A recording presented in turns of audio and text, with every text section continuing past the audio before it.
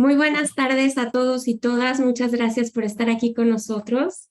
Es un gusto volver de vacaciones y pues ya estar de vuelta con todo este seminario tan lindo, con el inicio, el arranque del módulo 3, que lleva por título Identidades culturales, las artes y el turismo en el Camino Real de Tierra Adentro. La mesa de hoy lleva por título Arquitectura del Camino Real de Tierra Adentro, Caminaría Militar, Arquitectura Barroca y del Desierto.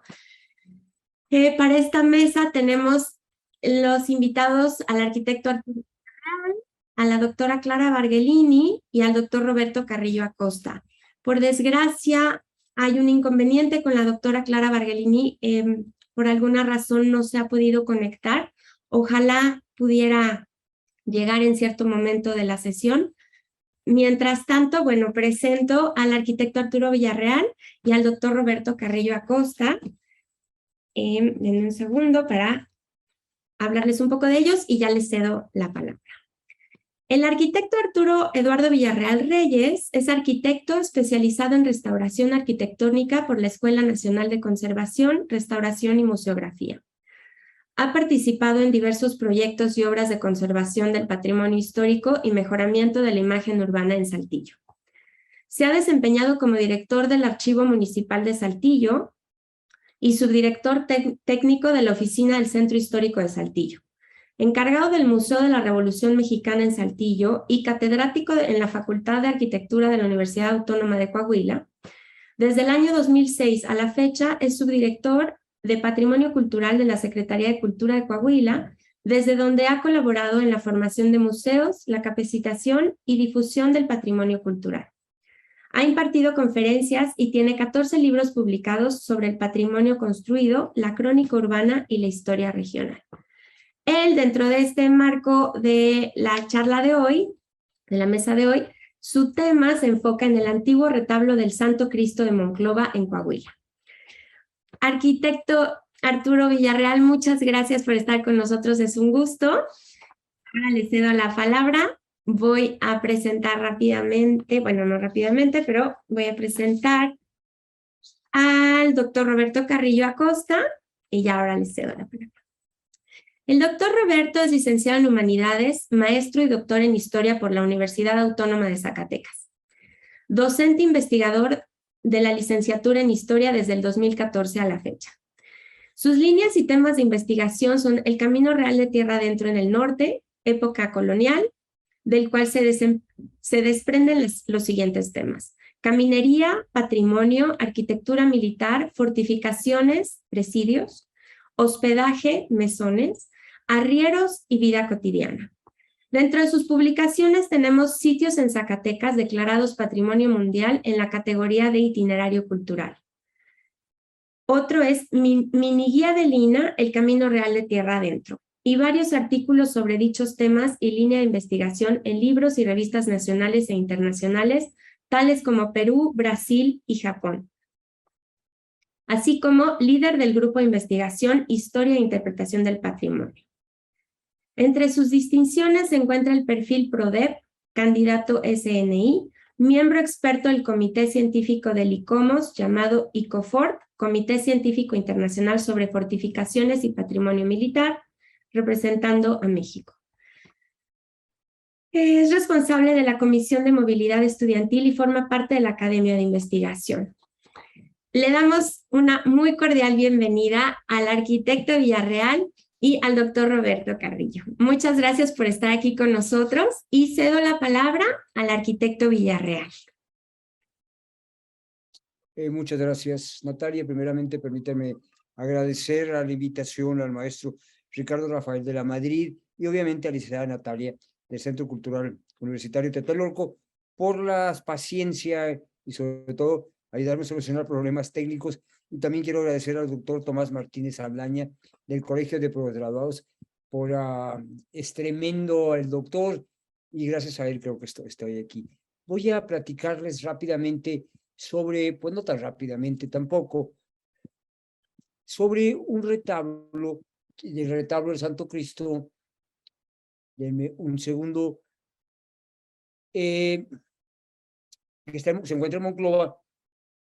Ese es un avance de investigación. Me voy a concentrar en el contrato con el retablista.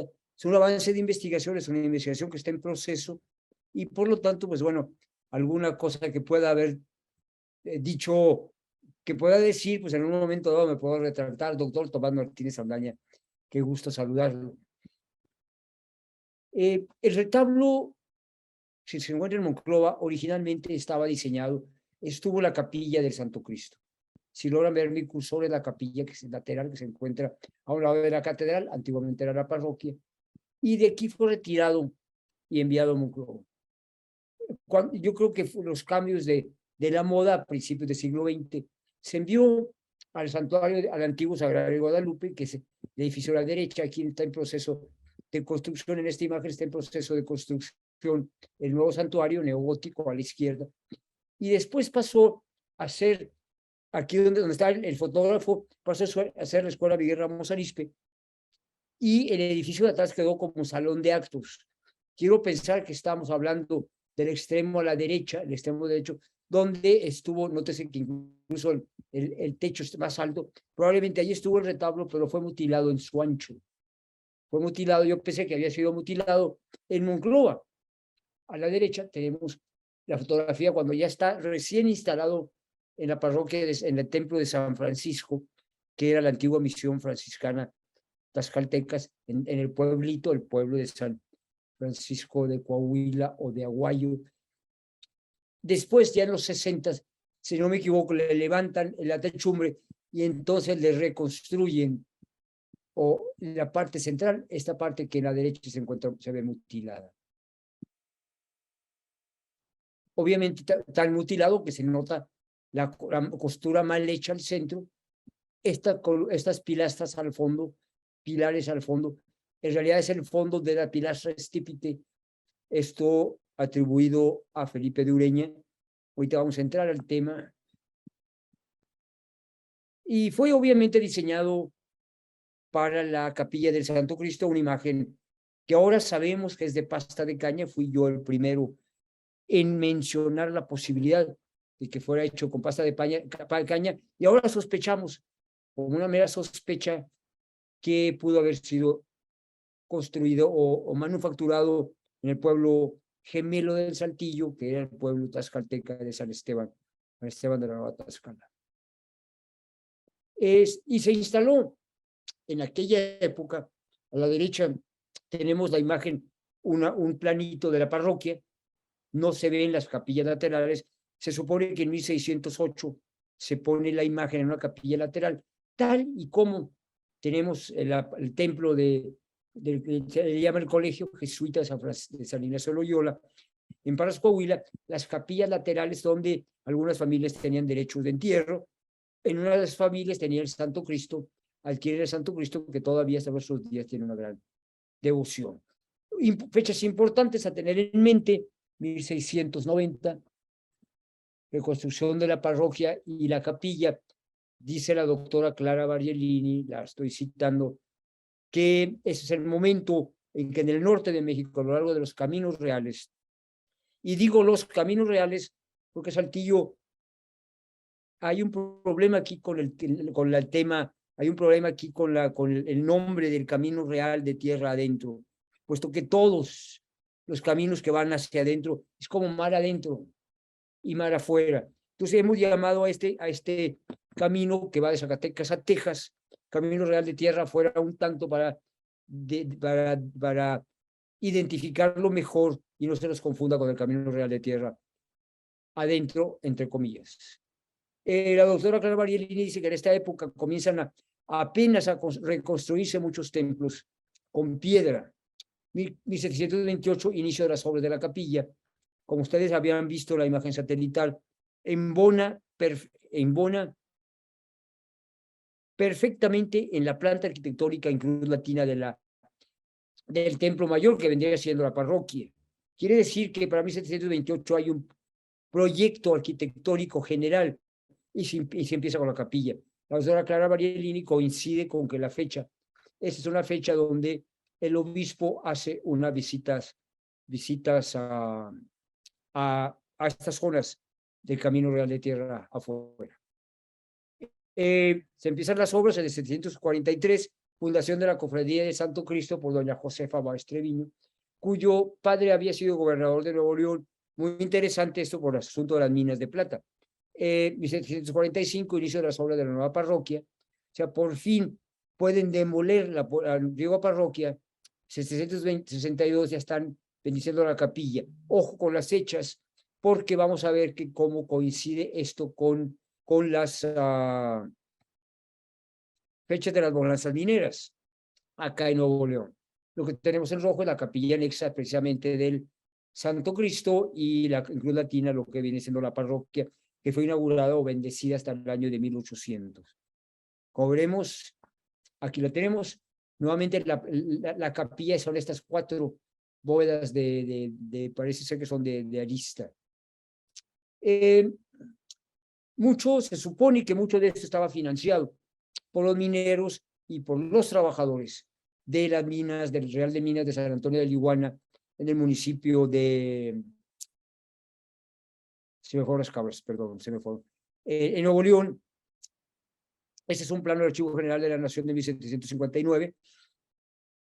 En San Antonio de Liguana se supone que los trabajadores y los mineros donaban toda la plata que podía extraerse los días sábados, precisamente para la construcción del templo. La primera bonanza, ahí está, de 57 a 59. La segunda bonanza a partir de 60, decadencia hacia 1775. Eso es importante porque el 62 se está abriendo, inaugurando, bendiciendo la capilla y se está instalando del 60 al 62 se está construyendo el retablo. Lo que tenemos acá en alguno de los libros sacramentales, en Saltillo, en la parroquia, perdón, la catedral del archivo histórico, dice que se gastaron 400 pesos para la construcción del colateral que se está entendiendo para la capilla de Santo Cristo. 1757, apenas se está entendiendo, está en pláticas. 1760, el contrato para su construcción, vamos a verlo más adelante. 62, 21 de la capilla y la instalación del retablo en la capilla y la bendición. Se están esperando a que termine el retablo y llegue a Saltillo para poder bendecirla solemnemente. La autoría. En el 94 llegó a mis manos un articulito en El Pregonero, que era en ese momento el periódico de divulgación del Archivo Histórico de Zacatecas. Guillermo Tovaría de Teresa, un artículo, cita como autor del retablo de Santo Cristo en Saltillo a Felipe de Ureña. Hay algunos indicios donde se encontraba, dice en el archivo tal, pero no da la clasificación. Esto lo hace Fátima Alcón, tengo entendido, 2012 tengo entendido que es una discípula de Guillermo Tovaría de Teresa. Menciona el contrato con el retablista Juan García de Castañeda. Ojo, Juan García de Castañeda, vamos a ver, es el yerno de Felipe de Ureña. Pero desde antes Tovaría de Teresa ya intuía que el autor en realidad es Felipe de Ureña. Gracias a ello, 2021 llegó a mis manos el año pasado del documento que procede del archivo de notarías. Para esto quiero agradecer al doctor Francisco Román y a la maestra Mercedes de Vega del Archivo Histórico de Zacatecas. Ese es el documento. Parece ser que es un documento parcial, porque hay cosas que insinúa como si ya lo supiéramos, cosa que no es cierto. Protocolo de Luis Francisco Solívar, 1760. Voy a leerlo rápidamente, pedazos. Francisco Solívar es el notario en la muy leal, noble y leal ciudad de Nuestra Señora de los Zacatecas, al 13 de febrero de 1760 años. Desde hasta el 60 se está contratando ante mí el escribano y testigos don Juan García de Castañeda, maestro de arquitectura y ensamblador, vecino de la villa de Aguascalientes. Dijo que con don Pedro de Nuín, ojo, porque esta chica Falcón trae el nombre equivocado, vecino y del comercio de esta ciudad y hoy residente en la Imperial Corte de México, en la Ciudad de México, habló y trató sobre la construcción y fábrica del retablo colateral que se ha de colocar y erigir en la capilla de la Santa Imagen del Cristo Crucificado que se venera en la villa de Saltillo, de la gobernación de este nuevo reino de Galicia, con la conducta y dirección de don Juan Lucas de la Saga, vecino y dueño de la hacienda nombrada Cedros. Cedros en Zacatecas, acá queda un poco al sur de Mazapil. y del precitado don Pedro Pedro Nuín, quien con el otorgante hizo la proposición, y para que ésta tenga efecto se formalice y asiente el contrato para su resolución y ajuste, con el reverendo padre maestro Alejo Orrio, de la Sagrada Compañía de Jesús, profesor de cuarto voto y actual rector del Colegio Seminario de la dicha ciudad. Le escribió al otorgante, le escribió al otorgante el citado don Pedro carta misiva, su fecha en la referida Ciudad de México a los 30 del próximo pasado enero de dicho año, para que conste testimoniada su tenor a la letra de la siguiente y copia la carta de Pedro Nuín. Señor don Juan García de Castañeda, con el mozo que vino de esta villa, de Saltillo, digo, remito a vuestra merced el mapa, o sea, el dibujo, que vuestra merced me dio, como también va la otra que tenía aquí, mi primo don Juan Lucas de la Saga, debe ser, perdón, Juan Lucas Nuín, con las medidas que le despacharon del Saltillo, trae las medidas del muro testero, obviamente, y hemos determinado que vuestra merced tome el trabajo de pasar a la ciudad de Zacatecas a verse con el reverendo padre Orrio, a quien mi primo escribe en este correo, para que se ajuste con vuestra merced, se ajuste, ojo la palabra, pues lo que dicho reverendo padre hiciere, se dará por bien, pues aunque el dicho mapa que le enviaron del Saltillo es menos obra, quieren mejorar la calidad y el costo del retablo. Dice, y aunque el dicho mapa que le enviaron del Saltillo es menos obra, el ánimo es que sea de algún más costo, pues no dudo en su actividad y eficacia, que con la mayor brevedad posible me saque del empeño para urgir como tengo a vuestra merced expresado. También prevengo a vuestra merced que si acaso necesita alguna cosa de pronto, puede pedirle a mi hermano don Martín en Zacatecas, y si no, librar a esta ciudad. Librar, yo creo que una libranza pues es una orden de pago. Yo quedo como siempre a la disposición de vuestra merced, deseando que me mande en cosas de su mayor agrado, interín, y siempre quedo pidiendo a nuestro Señor que guarde a vuestra merced muchos años. México, y enero 30 de 1760. Besa la mano de vuestra merced, su más afectuoso y servidor, Pedro de Nuín. Esos son los personajes. Pedro de Nuín, su hermano don Martín, el padre Orrio, ya sabemos que es Alejo Orrio, Juan Lucas de la Saga y Juan García de Castañeda. Lo primero que encontré es que Pedro de Nuín es hermano de Martín de Nuín. Martín de Nuín es Martín de Nuín es el padre de Nicolás de Nuín. De Pedro de Nuín no sabemos nada, pero de Martín, su hermano, que es el padre, esto lo vincula directamente con Saltillo. Martín de Nuín, originario de Navarra, residente en Zacatecas, dedicado al comercio, contaba con varias barras de plata. Estamos sospechando, estamos hablando del gremio de los plateros, quizá emparentado con Pascual Francisco de Nuín, valuador de la plata, citado Zacatecas en 1751. Él es el padre, Martín de Nuín, de Nicolás de Nuín.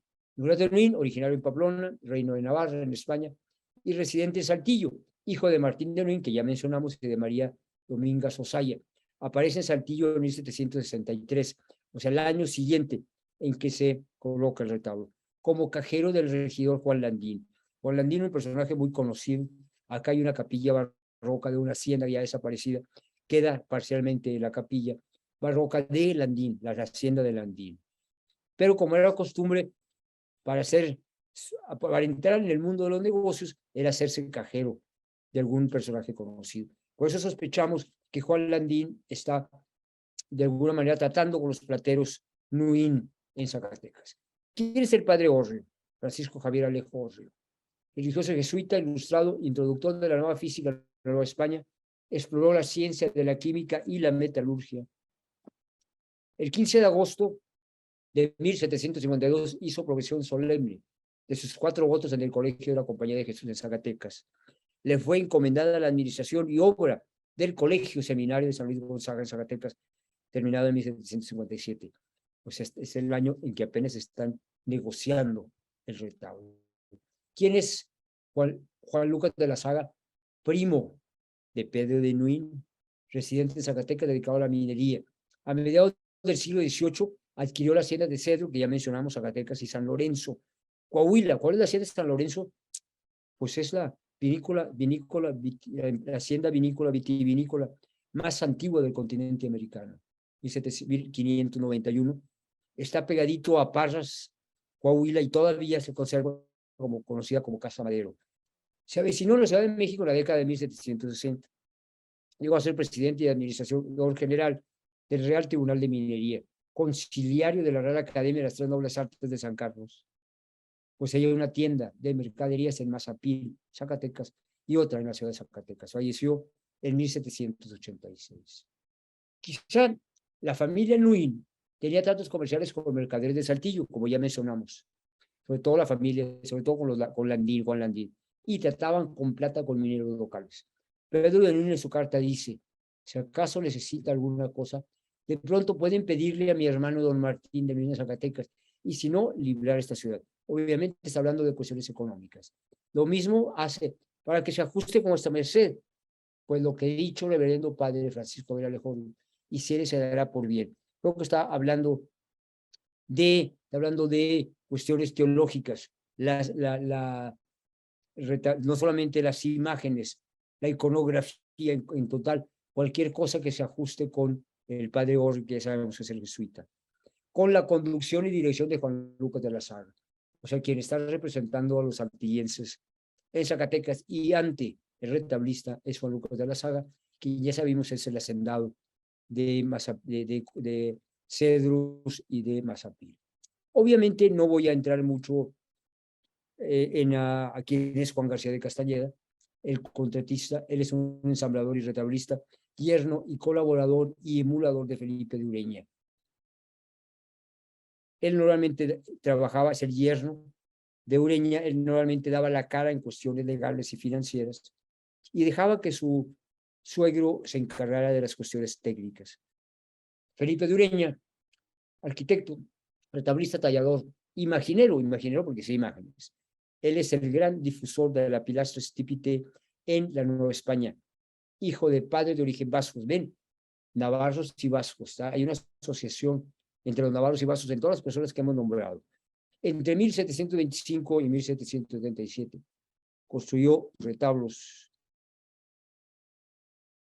e hizo obras para Aguascalientes, Durango, Guanajuato, Oaxaca, México, Morelia, Saltillo, Toluca, Veracruz, Zacatecas, hasta donde se sabe, porque muchos otros, por ejemplo, de Saltillo, es una novedad que apenas estamos investigando. Hijo de padre, esto son los 1, 2, 3, 4, 5 de los 6 retablos laterales que hizo Felipe de Ureña en el templo de Santo Domingo, aunque antiguamente era el templo jesuita. Obviamente fueron expulsados, recuerden, hasta 1768, si no me equivoco, en Zacatecas, una década antes de la construcción del retablo de Santo Cristo, donde predominan, entre otras cosas, los estípites, no solamente de un gran valor, calidad escultórica, sino también en una escala monumental.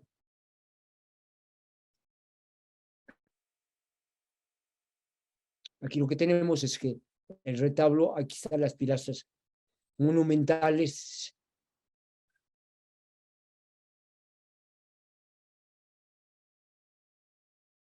Lo interesante aquí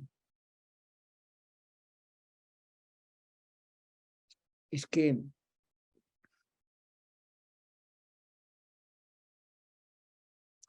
como el contrato menciona, en dicha capilla y lugar que le corresponde, con 2 imágenes de vestir, la una de Nuestra Señora de los Dolores y la otra del Señor San Juan Evangelista, no siendo dicho cargo el del otorgante.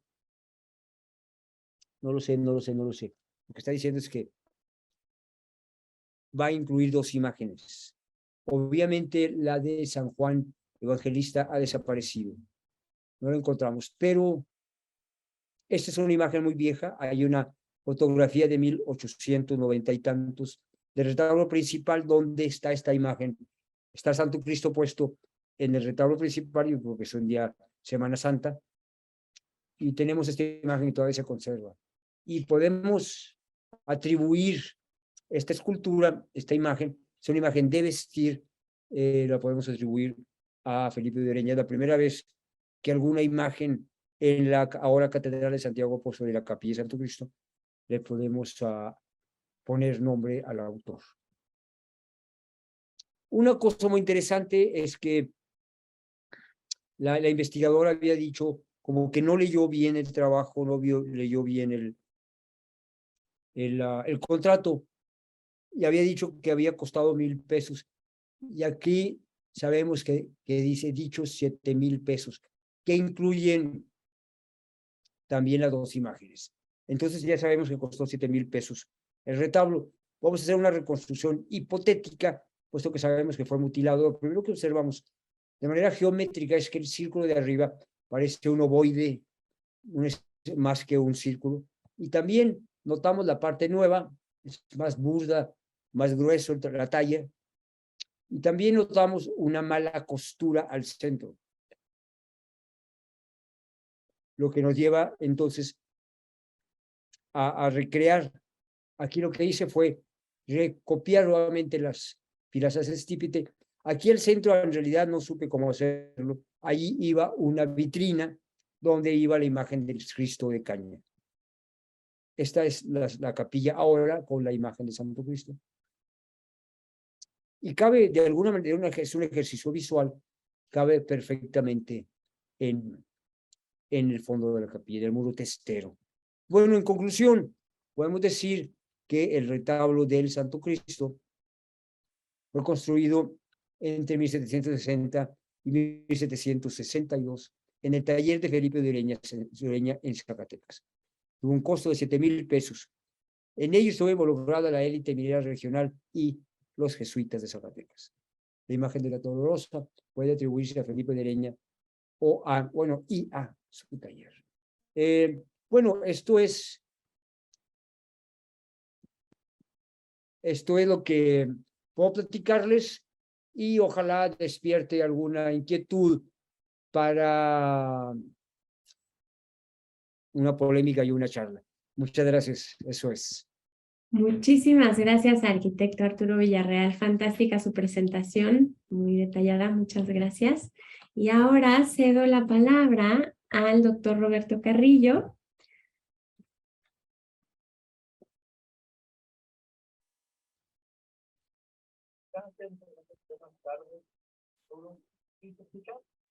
Muy bajito, no sé si puedo subir un poco el volumen. A ver.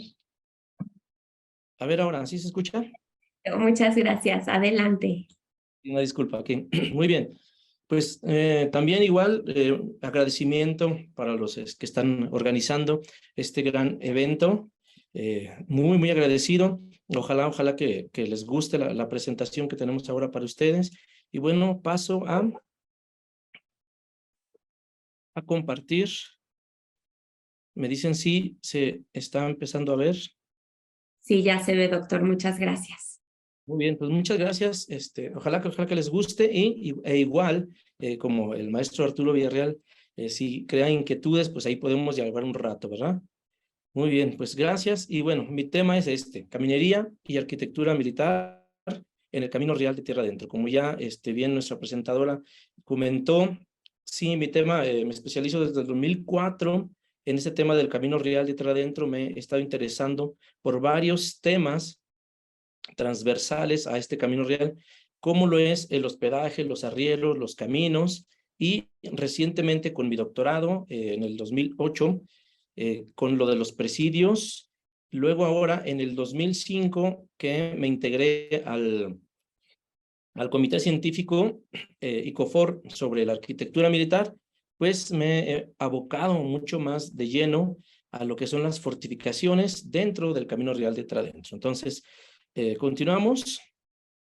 Tenemos este mapita que elaboramos sobre los principales caminos en la Nueva España. Como bien lo decía el compañero, caminos reales, bueno, empezar, caminos reales, Camino del Rey, entonces es, por época, pues es novohispano, Y ahora, camino real, la palabra real también, por supuesto, quiere decir principal, el más relevante, el más utilizado. Y bueno, se decía camino, pero en realidad era una ruta, ¿verdad? Que son cosas diferentes. Tengo también ahí algo de material para eso, hablar de la tipología de los caminos, pero en esta ocasión no me quise ampliar mucho por el tiempo que luego es algo reducido. Pero bueno, se le llama camino real, pero en realidad es una ruta enorme, ¿no? Que es casi cerca de 3.000 kilómetros.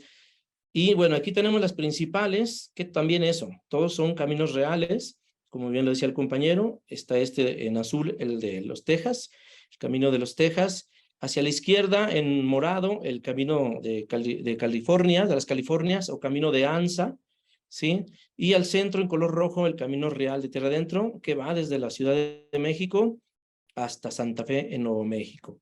También ya de la Ciudad de México a los puertos importantes de Veracruz y Acapulco, y por supuesto al sur para conectar con el camino real de Capañá, allá en Sudamérica. Estos son los principales, pero por supuesto que hay muchos más. También comentaba el compañero acá aclarando de que el camino de los Tecas, bueno, él le llama de tierra afuera solo para identificarlo, ¿verdad? Pero efectivamente había muchos también caminos de tierra adentro. Y tierra adentro, pues sí, es hacia el norte, por el interior, en este caso del país o del continente, en este caso más bien. Y por supuesto, tierra afuera, pues sí, hacia las costas, ¿no? Ya iremos detallando algunos aspectos de estas tipologías.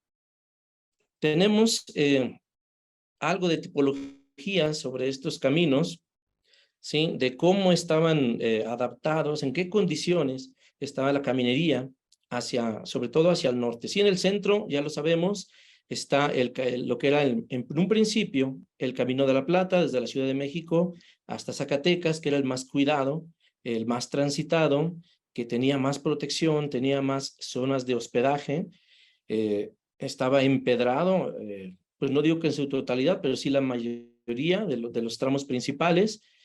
Y ya conforme se va adelgazando la línea hacia el norte, pues hay menos empedrado. En el norte, o sea, casi ya no hay empedrados, ¿verdad? Ya no hay caminos empedrados, es de terracería, es de herraduras, es decir, a caballo. Y por supuesto, entre más delgada está la línea, son los caminos menos cuidados, a veces no menos transitados. Por ejemplo, este de Saltillo era transitado también, por supuesto. Y bueno, tenemos los caminos transversales a la ruta principal del Camino Real de Tierra Adentro. Esto es algo así muy rápido. Por ejemplo, aquí a Zacatecas, sí, la ruta principal directa era de México hacia Zacatecas, pero al principio el camino iba por Guadalajara, y de aquí de Guadalajara a Zacatecas se bifurcaban cuatro caminos para llegar hacia Zacatecas. Ya después se hizo esa ruta directa, que es el Camino de la Plata, ¿verdad? O ruta también, le llamaban también Ruta de la Plata. Como sabemos también, rutas o caminos de la Plata, también había varias, ¿verdad? No era la única que existía en la Nueva España, e incluso en todos los reinos de España, ¿no? Este es un mapita que elaboré ya con base al estudio, y bueno, también a compañeros estudiantes del Camino Real, de esta ruta del Camino Real de Tierra Adentro, que va justo en el centro, porque ya sabemos que hubo más caminos reales de Tierra Adentro. Y bueno, coincidimos en esta ruta, porque aparte es bien complejo decir cuál es la ruta de Camino Real, porque primero hay que decir en qué momento, en el siglo XVI, ¿verdad? O en qué lugar, y también a cada rato se abandonaban los pueblos, los reales de minas, los presidios, sobre todo entre más se iba al norte, era más esta situación de despoblamientos y de repoblamientos, y se cambiaban las rutas y los trazos. En mis conferencias siempre me hacen las preguntas, sobre todo personas interesadas de algunos puntos en específico. Por ejemplo, me decían, oye, ¿qué no pasaba la ruta por Pánuco, por Betagrande? Por ejemplo, ya ven que están las denominaciones, ¿no? de los sitios en Zacatecas, que son 13, Y pues sí, mucha gente inconforme, ¿no? ¿Por qué no incluyeron a tal? ¿Por qué no incluyeron a tal? Y no es porque no pertenecieron al Camino Real de Tierra Adentro, ¿no? Sino que hay otras características, otros criterios para hacer la inclusión.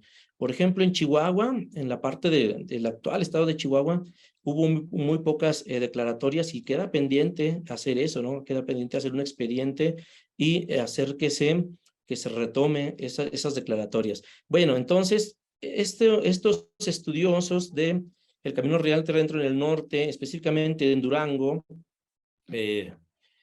Miguel Vallebueno, Garcinaba, yo creo que sí lo conocen, él elaboró también este mapita y yo me basé con él y coincidimos en que esta puede ser una de las rutas más transitadas en los 3 siglos de vida de esta ruta tan importante. En blanco aquí vemos los caminos transversales. Los caminos transversales, bueno, ya iremos hablando un poquito más en ellos en específico.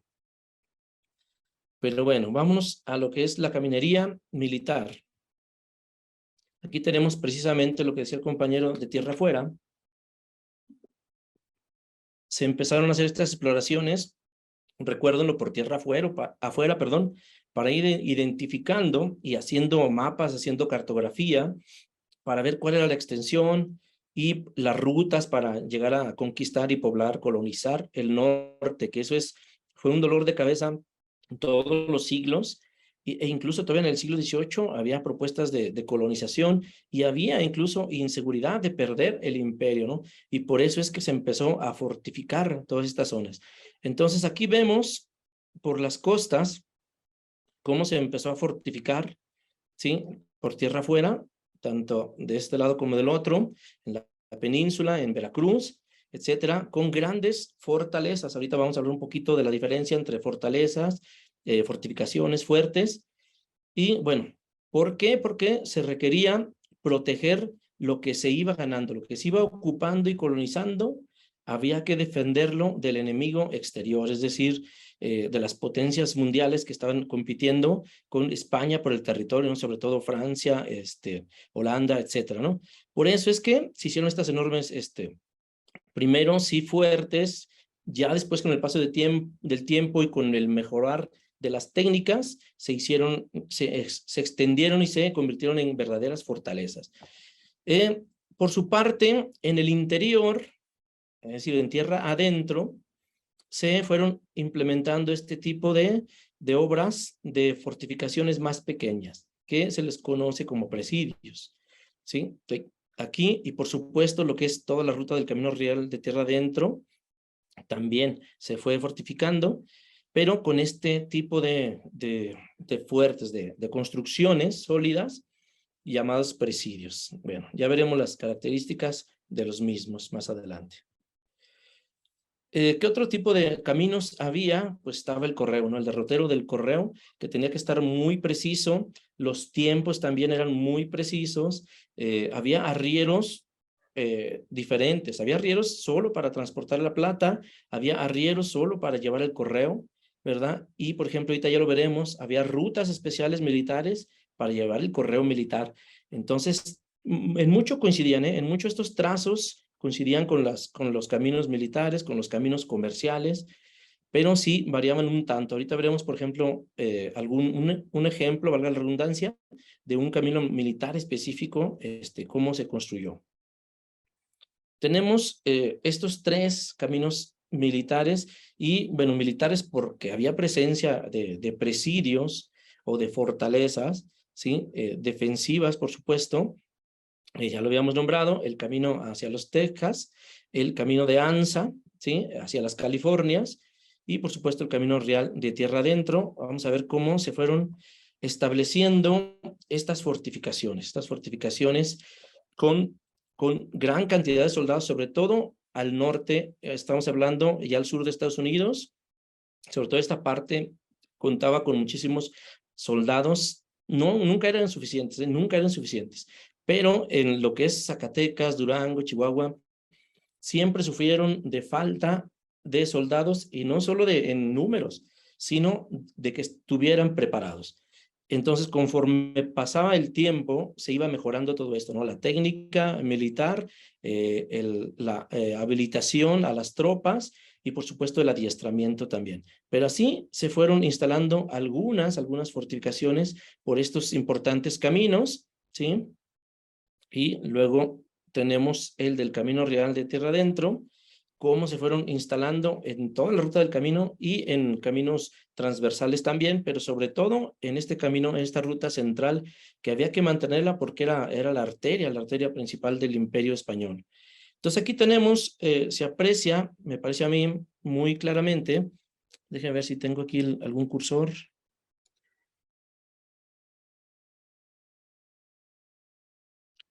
Creo que no. Bueno, entonces se aprecia aquí claramente la diferencia en las construcciones. En la parte de Zacatecas, bueno, de México a Zacatecas, hubieron los dos primeros presidios. Ahorita se me escapa el nombre del más, hacia el centro, hacia el Valle de México, pero el que perteneció a Zacatecas, fue el de Ojuelos, que ahorita ya se llama Ojuelos de Jalisco cuando se independizó. Pero ese fue el primer presidio que hubo en la Nueva España, después otros tantos, los que ya les comenté por las costas, y después todos estos que están en blanco, estos íconos que representan un torreón blanco, fueron los que se establecieron en Zacatecas o se pretendieron establecer. ¿Por qué? Yo no he encontrado toda información, por ejemplo, en Tlaltenango, el Juchipila, de que hubiera, en Mazapil sí lo hubo, pero no hemos encontrado todavía evidencia material, al menos documental parece que sí la hay. Pero bueno, en la ruta del Camino Real de Tierra Adentro sí los hubo, se establecieron y fueron muy efímeros, construcciones muy débiles, la verdad. Rápido, cuando ya se logró la ocupación, porque pues realmente no podemos hablar tanto de una conquista de Zacatecas, pero bueno, cuando ya se colonizó Zacatecas, se abandonaron estas fortificaciones que realmente no estaban tan fortificadas, algunas eran simples empalizadas incluso, ¿no? Se derrumbaron y se construyeron ya casas civiles. Entonces en Zacatecas está el gran problema de que no hay mucha evidencia material. De hecho, en general casi no lo hay, sobre todo las más recientes, sí, en Estados Unidos, en el sur de Estados Unidos, están muy bien conservadas, aparte se le ha invertido dinero para conservarlas y adaptarlas ya, incluso turísticamente. Bueno, entonces, así se hicieron en Zacatecas estas construcciones muy básicas. Esto correspondió al siglo XVI. En el siglo XVI estuvieron estas fortificaciones, estos presidios en Zacatecas, aproximadamente 1570 a 80, casi principios de 90, se hicieron todas estas construcciones. Ya empezando el siglo XVII, incluso desde 1606, por este lado de Topia, en Durango, empezaron las nuevas fortificaciones y aquí por este lado era el Camino Real. Es decir, de Zacatecas se trasladaban hacia Durango, de Durango a Topia, a Santa Bárbara, Parral todavía no estaba, y ya se iban al norte a hacer exploraciones, conquistas, a las ferias comerciales, etc. Y aquí en Topia, de este camino de Topia a Culiacán, se fue fortificando con estos cuatro presidios, San Hipólito, San Otatitlán, San Andrés y Tepehuanes. Fueron muy efímeros, porque aparte acá, sí, si los chichimecas en la parte de Zacatecas, en esta parte pues, eran tremendos, por decirlo de alguna manera, al norte también tenían lo suyo, ¿no? Más al norte tenían lo suyo, estaban los jijimes, los acaxes en esta parte que quemaron, destruyeron los presidios, imagínense nada más. Entonces, no fue fácil y por ese motivo se cambió el camino hacia este otro costado. Ese fue el motivo que se cambió el Camino Real para acá. También ya más adelantito en el siglo XVII se descubren las importantes minas de Parral, se descubre al mismo tiempo casi acá en Zacatecas las minas de San Joaquín, y entonces también toma fuerza que el camino fuera por aquí, pero también se hizo directo de Zacatecas hacia el Pasaje o Cuencamé, y luego a Parral, y luego ya más al norte. Pero sí, de regreso, sí tenían que llegar a Durango porque era la capital comercial, digamos, ¿no? Entonces tenía allí que pagar los impuestos, etcétera. Y entonces ya cuando las minas de San Joaquín en Zacatecas dejan de funcionar, de tener la beta, el éxito que debió de tener, entonces ya se cambió el trazo, se volvió al antiguo, ¿no? Por Durango, a Cuencameo, Pasaje, a Parral y de regreso lo mismo. Y entonces desde ahí en adelante quedó establecida esa ruta como la principal. Y entonces en este tramo, en Durango, se fue estableciendo el presidio del Pasaje, San Pedro del Gallo, Mapimí y Cerro Gordo. Esto en el siglo XVII, perdón, y también el de San Francisco de Conchos.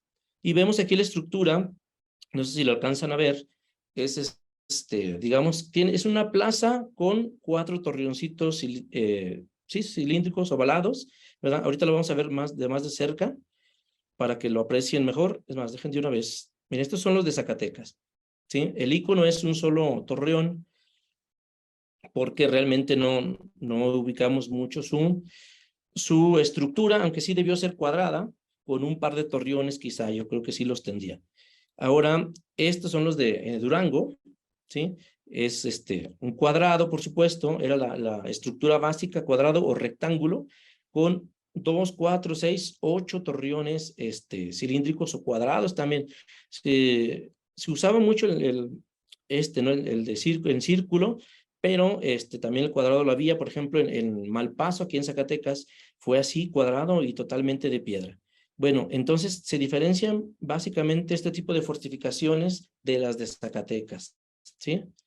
Ahora, más al norte, en la parte de Chihuahua, ya encontramos un nuevo tipo de fortificaciones, de presidios, que justo en el siglo XVIII se empiezan a instalar, ya con una configuración más pensada. De hecho, incluso, me regreso un poquito, estos de acá, ya el de San Pedro Gallo, que fue el primero en 1646, en las ordenanzas se decía que tenían que ser al mismo tiempo puestos militares y al mismo tiempo sitios civiles también. O sea, tenían que tener población.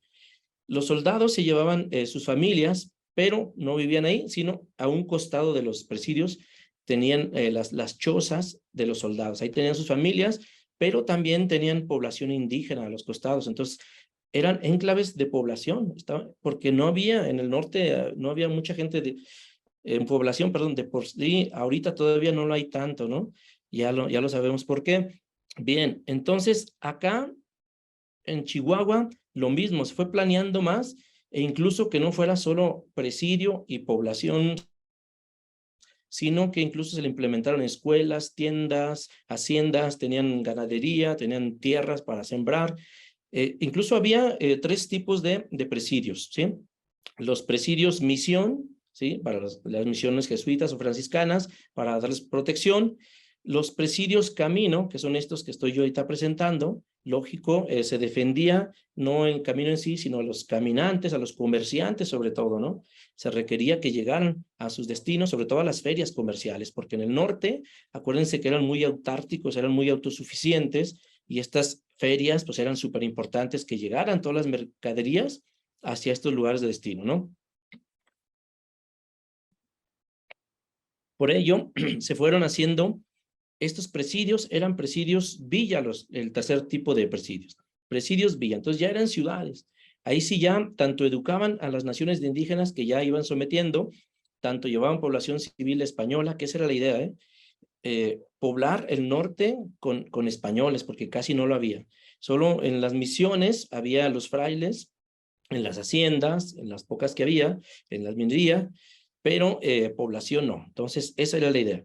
Entonces, ahora, estos en color rojo son las nuevas fortificaciones, los nuevos presidios que se hicieron para el siglo XVIII ya, pero si se ven ustedes, ya no tienen torreones redondos, sino que son pentagonales, ¿sí?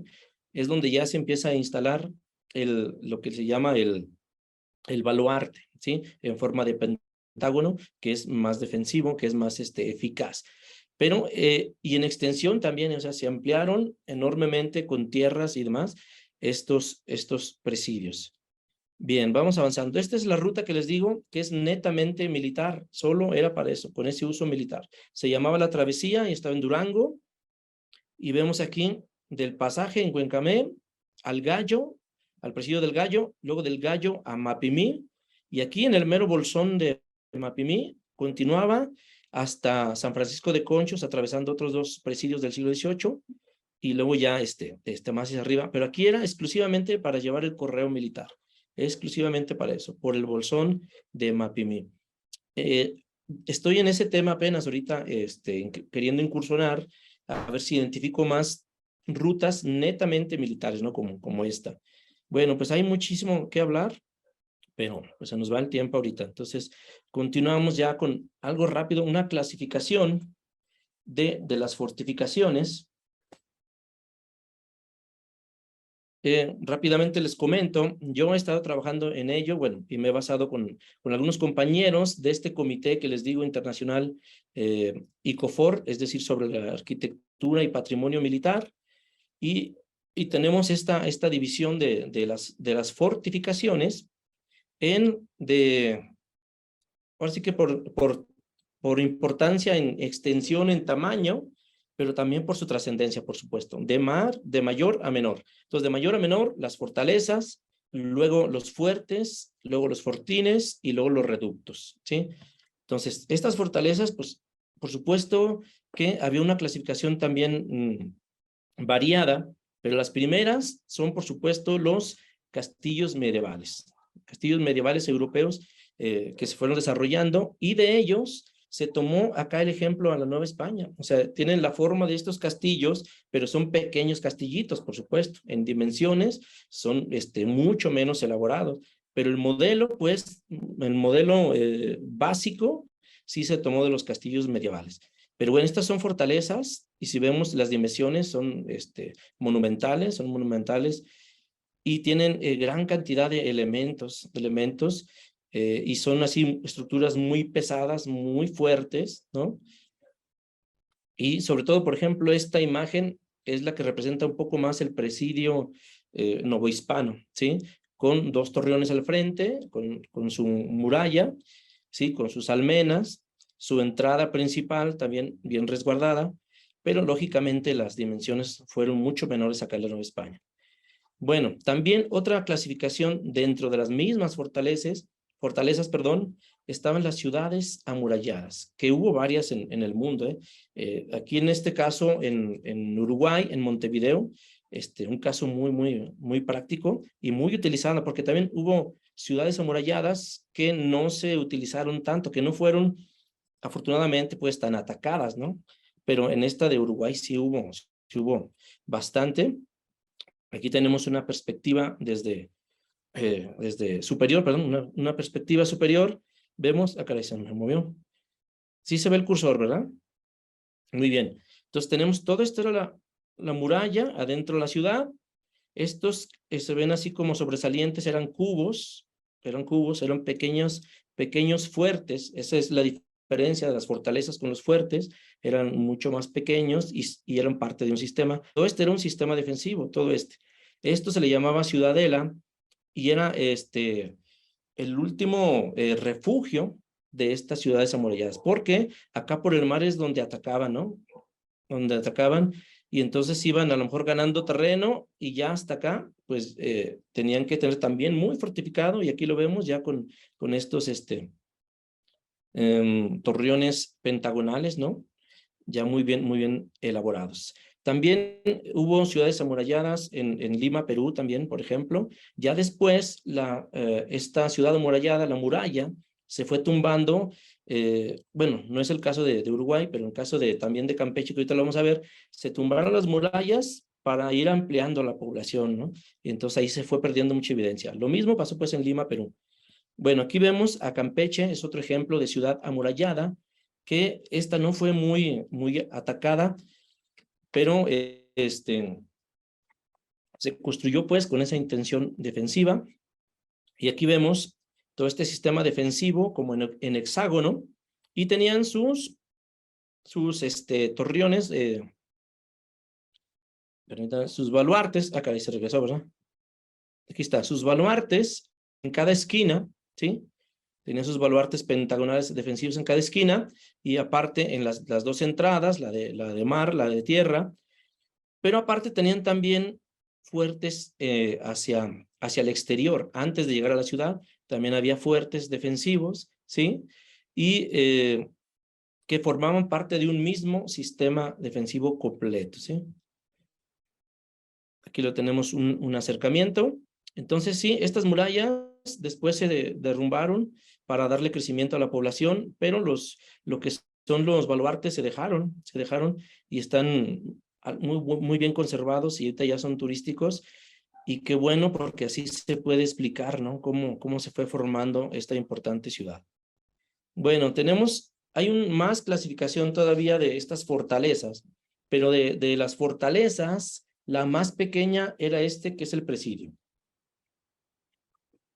El presidio es el más pequeño y como vemos es un pequeño castillito, ¿verdad?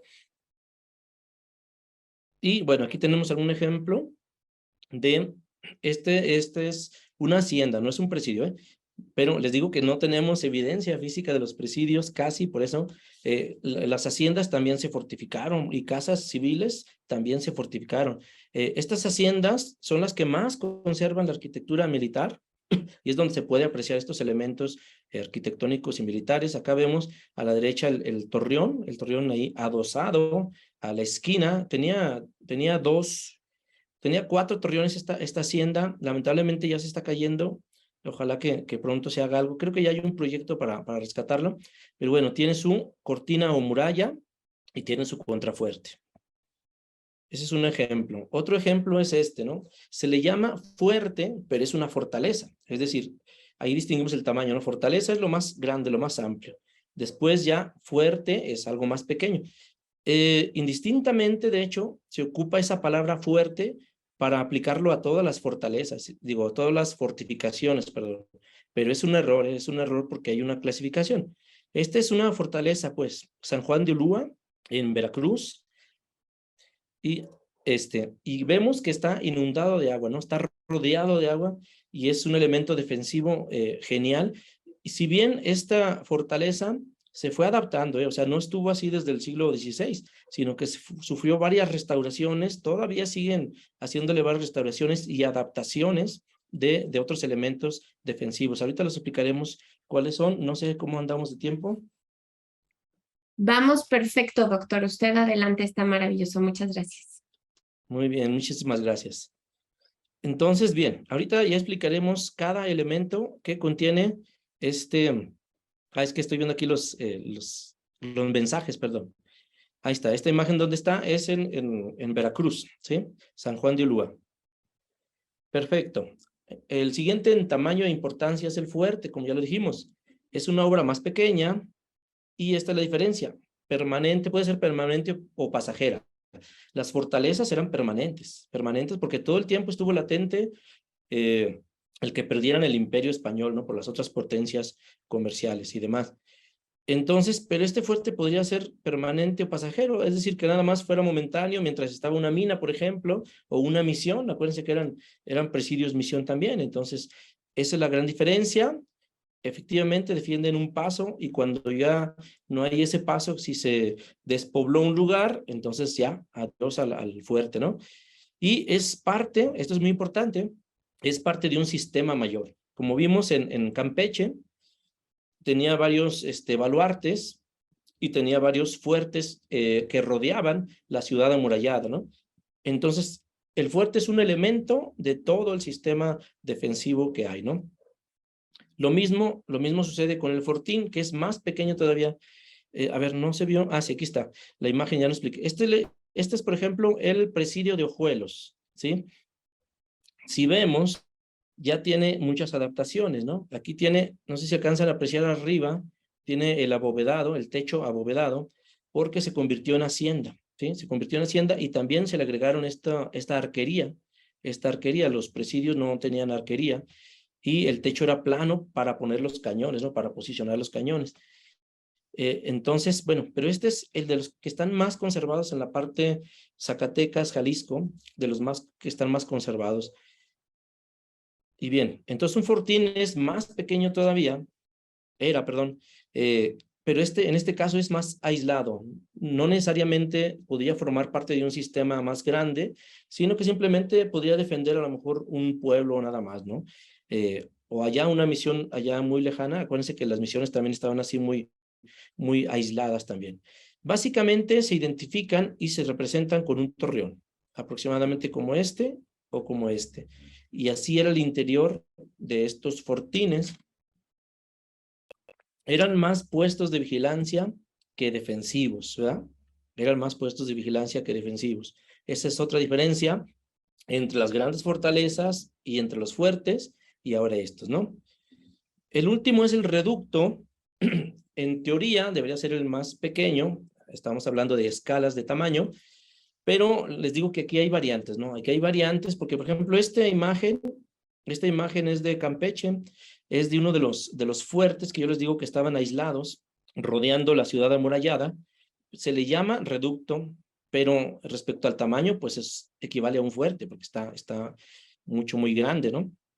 Ahora, sí, es una obra pequeña, con una torre elevada como el fortín, cerrado por la gola. Bueno, ahorita vemos qué quiere decir eso de la gola.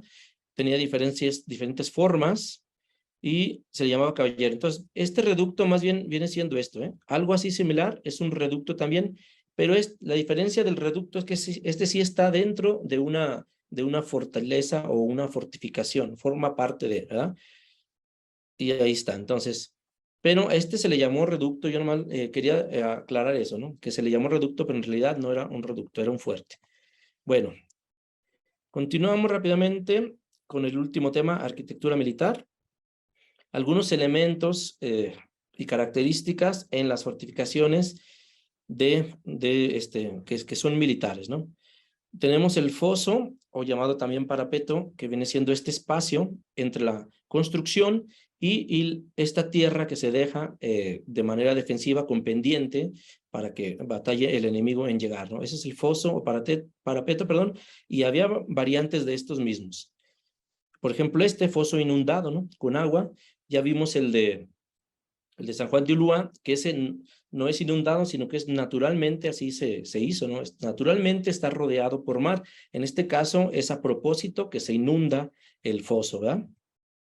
Aquí está, ya tenemos el de San Juan de Ulúa. Este es de manera natural, por supuesto, aunque antes estaba en tierra también, ¿eh? Estuvo en tierra y ya después lo absorbió el mar, ¿no? Tenemos este otro ejemplo de foso hundido. Y vemos aquí algunos aspectos más, como los torreones cilíndricos que les decía. Por lo regular, eran de 4. En los presidios eran con esta plaza central, 2 a la esquina, o 4, o ya después iban adaptando, ¿no? Según hubiera otras formas. Aquí tenemos este otro, que en vez de foso, más bien lo que se practicaba era ponerlos en las alturas, ¿no? Para evitar que llegue el enemigo. Entonces, en vez de foso, en las alturas. Aquí tenemos este otro, que es de Brasil, este es más reciente, este ya no es novohispano, del siglo XX, pero vemos cómo está totalmente fortificado, totalmente, sí tapado, digamos, ¿no? Entonces, es un ejemplo más. Bueno, dejen avanzo a estos elementos y con la fortaleza de San Juan de Ulúa, les voy a explicar todos estos elementos. Bueno, regularmente traían una proyección horizontal, o sea, sí eran cuadrados, pero muchos eran como rectangulares, con una plaza central. Te digo que sufrió modificaciones. Fue así, toda esta plaza cuadrada, después se adaptó este otro paso de ronda en medio, ¿verdad? La barda perimetral vienen siendo estas, ¿sí? La barda perimetral o cortinas también se les llamaba. Los torreones, que en este caso son baluartes, se cambiaron torreones por baluartes, en vez de cilíndricos, pentagonales y planos, ¿verdad? Con almenas. El rebelín o ribelín, que es que se construyó después y que es un sistema defensivo independiente, pero que refuerza el anterior. El camino cubierto, bueno, aquí no se ve, ahorita lo voy a explicar, ni el glacis ni los contrafuertes. En esta imagen sí se va a apreciar mejor esa parte. Este es un fuerte o presidio hexagonal, ¿verdad? Perdón, hexagonal, al centro de la plaza, ¿sí? Los 6 baluartes. Aquí tenemos, a ver, baluartes, cortinas, pues sí, aquí están entre los baluartes están las cortinas. Los rebelines son estos en rosa, ¿sí? Los refuerzos defensivos. Esos se pusieron después, ¿eh? Primero es esta base y ya después con el paso del tiempo se ponen esos refuerzos. El foso, que viene siendo esto verde, ¿sí? El foso. Luego el camino cubierto es lo que está en blanco. El glacis es lo que está en amarillo y gris, ¿sí? Que está como si fuera como tipo de dos aguas, ¿no? Que tiene la caída para tapar un lado como para el otro y es para hacer un difícil acceso al enemigo. Entonces, vean cómo se planeaban, perdón, todas estas fortificaciones, ¿sí? Fortificar quiere decir poner obstáculos, así de fácil, poner obstáculos y vemos cómo lo lograban, ¿no? Aquí vemos otra imagen donde están los mismos elementos, está el foso hundido, la parte de aquí de la fortificación se le llamaba escarpa, la parte contraria se le llamaba contraescarpa. Hay mucha terminología para estas fortificaciones y hay mucho más elaboradas y complejas. Aquí hay algunos otros elementos arquitectónicos que ya algunos se conocen y se utilizan también en haciendas, ¿verdad? No solo en construcciones militares, sino también en haciendas comerciales, haciendas de campo. Bueno, aquí tenemos algunos. La adarve, que bueno, más o menos se refiere un tanto también al camino, al paso de ronda, perdón, al paso de ronda. Tenemos, aquí está lo que decíamos al rato de la gola, ¿no? Son cuatro lados del baluarte, ¿sí? Ahora, antes torreón, ahora llamado baluarte, pentagonal, y aquí abierto por el último lado, ¿no? Por el quinto lado está abierto para dar acceso a la fortificación. Eso se le llama gola. Y aquí están las almenas, ¿sí? Las almenas para, ahí no se, a veces sí se posicionan los cañones, pero más que nada, más bien ahí los soldados. Los cañones se posicionan más hacia la parte baja, donde está el foso, ahí se posicionan los cañones, lo que se llamaban las casamatas. Aquí están, por ejemplo, ¿no? Están en la parte baja, también arriba, por supuesto que las había, pero en las casamatas, en la parte baja, se ponían estos cañones muy defensivos. Aquí tenemos los que le explicaba, ¿sí? Esto se llama escarpa, la parte de acá izquierda, digamos, del foso, la parte derecha que da a la tierra, se llama contraescarpa, ¿sí? Vamos a ver, aquí tenemos los elementos de la garita, esto se llama garita, esta garita de vigilancia, ¿sí? Y tenemos todos sus elementos arquitectónicos, las clásicas aspilleras, ¿no? Para sacar las armas. Ahí tenemos el matacán, que es una torre alta con almenada. Tenemos la atalaya, que es una torre, es más de vigilancia, no es tanto para defender. Tenemos el polvorín, que era también de dos aguas para resguardar toda la pólvora, todo el material militar. Y bueno, ya casi para finalizar. Déjenme ver la hora, sí. Elementos, este es el presidio, el modelo de presidio novohispano, y vamos a ver cómo se configuraba. Les digo que tenía por lo regular cuatro torreones, y vemos cómo aquí eran no de la misma proporción, aunque aquí es un dibujo, Esto lo recreé yo también de un dibujo que no es tan real. En realidad sí debería de ser de las mismas medidas, ¿no? Por decirlo así. Pero bueno, este que está acá atrás era el almacén, tanto de pólvora, de armamento, como de alimento también, ¿sí? De los granos. Este de acá era para la capilla, ¿sí? Está la campana, porque aquí tenía una capilla, los presidios tenían capilla. Les digo que eran unas ciudades, eran pequeñas poblaciones, ¿no? Para ocupar el norte, precisamente. Tenía su puerta independiente, porque no deberían de mezclar lo civil con lo militar. Acá atrás tenemos el claustro, ¿sí? Y todo esto era la capilla, todo esto era la capilla. Esta era la entrada principal. Aquí, entrando, estaba la casa de guardia, es decir, sí teníamos un promedio de 30, 45 soldados. 5 se quedaban aquí vigilando en la casa de guardia. Aquí a un costado, a la entrada, al frente, estaba la casa del capitán. Y en esta escuadra estaban las habitaciones del resto de soldados, ¿sí? Así estaban estructurados la mayoría de los presidios, ¿sí? Pero, por supuesto, los más grandes tenían mucho más espacios, ¿no? Vemos una vista superior de este mismo modelo. Aquí está el almacén que les decía.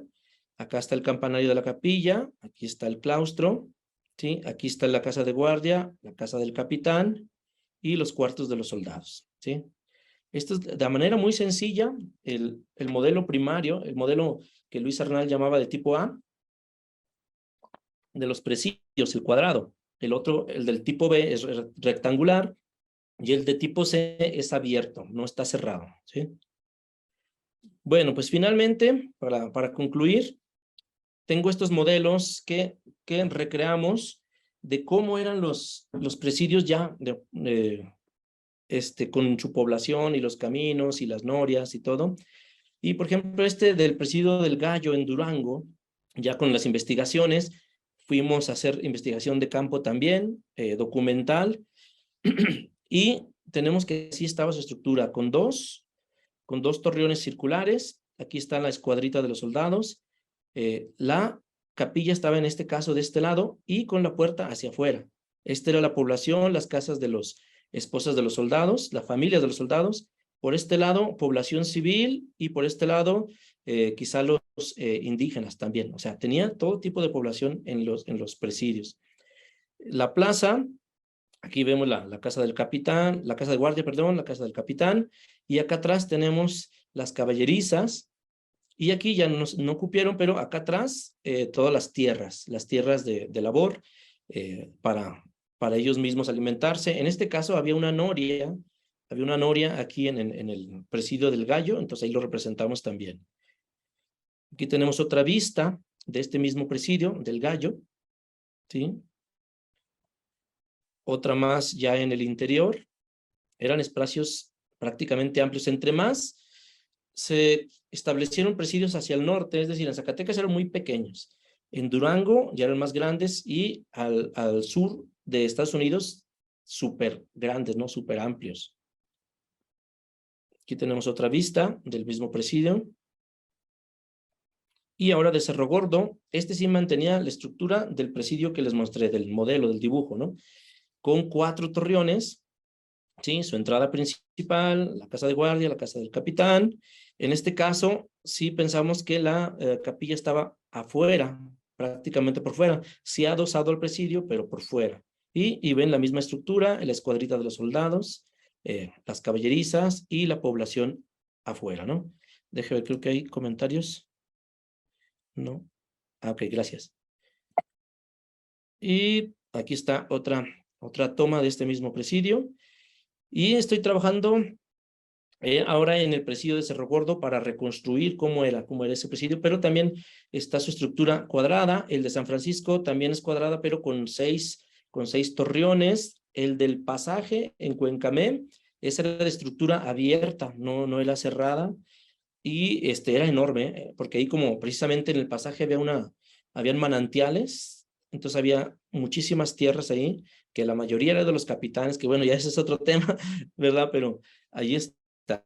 Esta es la última imagen. Pues bien, espero que les haya gustado. Muchísimas gracias, y aquí estamos a la orden por cualquier duda o comentario. Gracias. Muchísimas gracias, doctor. Maravillosa presentación. Muchas gracias. Y justo la doctora Clara Bargelini sí logró entrar. Muchas gracias, doctora. Tenemos Gracias. minutos para usted, o bueno, si quieren media hora o 20 minutitos para que haya tiempo para preguntas y respuestas. ¿Sí va a poder participar o... Sí, claro. Muchas gracias. Un segundo. Sí puedo empezar. Sí, vemos. Déjeme nada más añadir. Sí. Ya está, listo, ya está añadida. Gracias. Adelante. Ok, la presentación está Ya está. aquí. Ya está. Ah. Listo, ya se ve. Gracias, doctora. Ahorita sí. Sí, perdón la tardanza, pero bueno, aquí estamos. Y oí por lo menos algo de lo anterior. Bueno, de lo que voy a hablar, como dice ahí, no es tipologías e iconografías arquitectónicas, es decir, las formas y los significados de la arquitectura religiosa, fundamentalmente la cuestión de la basílica. Bueno, creo que esto probablemente todo el mundo lo sabe, pero tal vez vale la pena repetirlo. La basílica es una antigua forma arquitectónica romana. Esta es la basílica de Maxencios y Constantino en Roma, es la ruina evidentemente, de principios del siglo IV. Y la idea era tener un espacio amplio para diferentes actividades públicas, no religiosas, sino pues sí, conversaciones, reuniones, y era un espacio cubierto, y la entrada, como pueden ver aquí, la entrada era a un lado, la entrada principal era a un lado.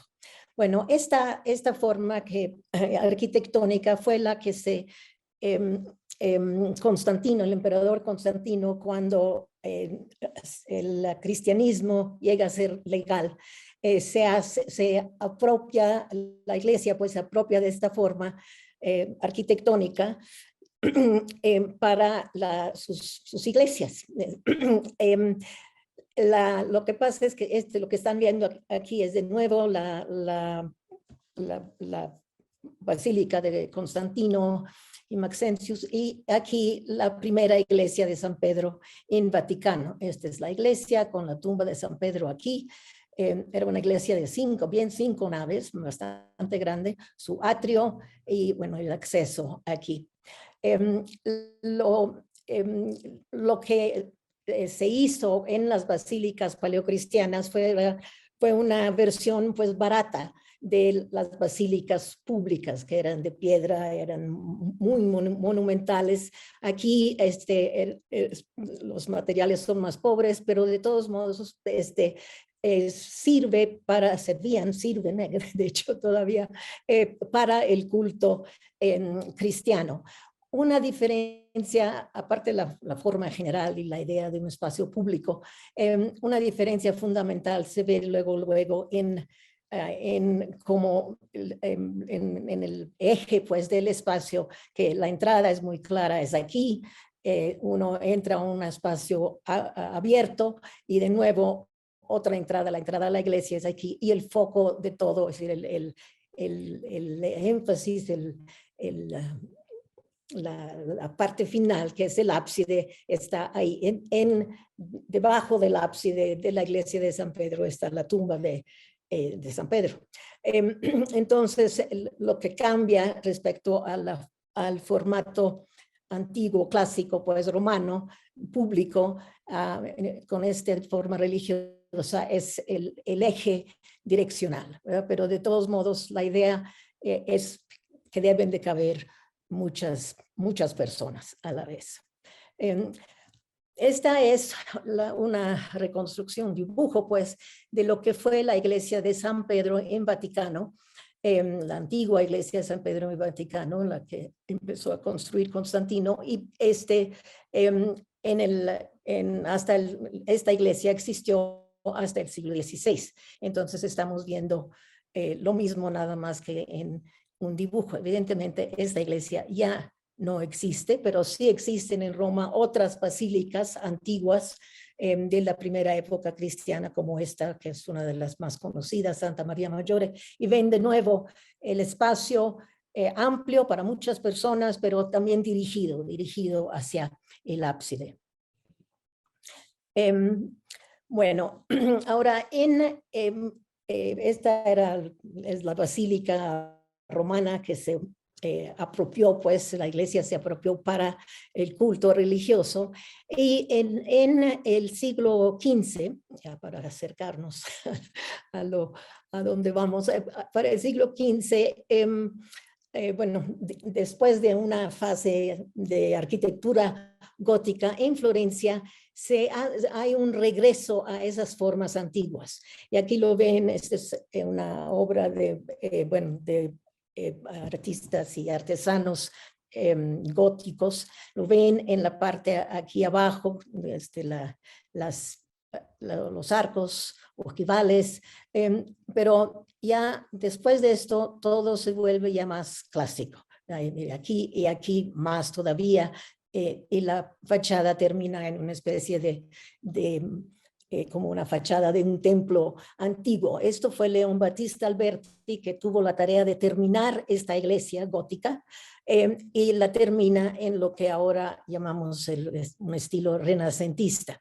Este es el primer renacimiento que a mí me gusta pensar en eso como un neopaleocristiano, porque no es el renacimiento ya después de Roma, que es pues que está mucho más apegado verdaderamente a obras clásicas romanas, sino aquí estamos regresando al tipo de iglesia paleocristiana.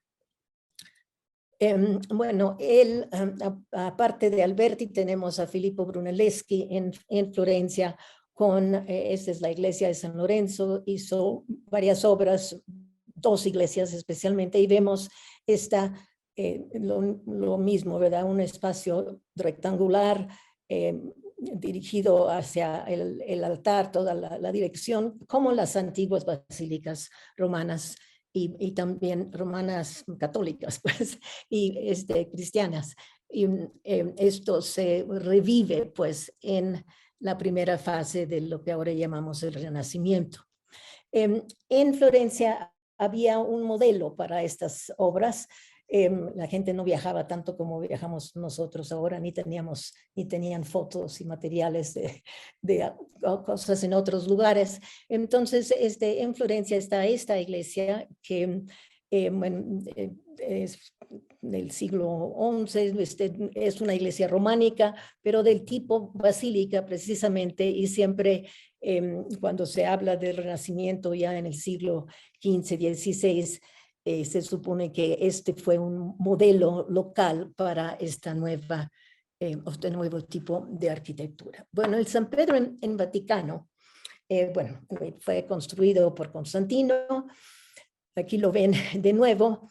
En el siglo XVI, XVII, los papas entran en una idea de que había que reconstruirla, ya era vieja y no tenía el volumen, la vista, pues, que correspondía a lo que era un poder no solo religioso, sino también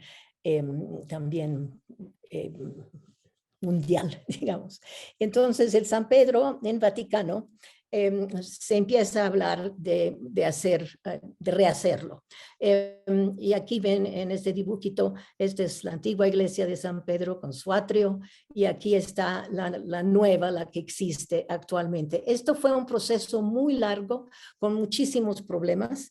Entre los arquitectos, los principales, de hecho, fueron Miguel Ángel y el propio Bernini. Es decir, esto se terminó ya en época barroca.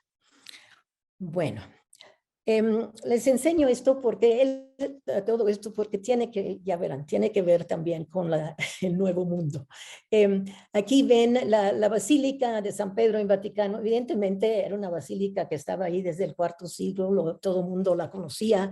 Hubo además discusión que no querían que se le cambiara, que se tirara para una nueva, y la vemos representada, por ejemplo, aquí está la antigua iglesia de San Pedro en Vaticano, en este mural en el Vaticano de Rafael. Y aquí hay bastante documentación de la época.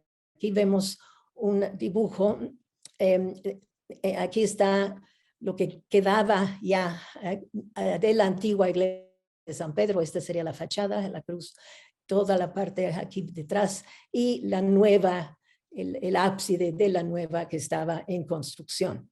Evidentemente era una obra muy vistosa y por eso también tenemos mucha documentación.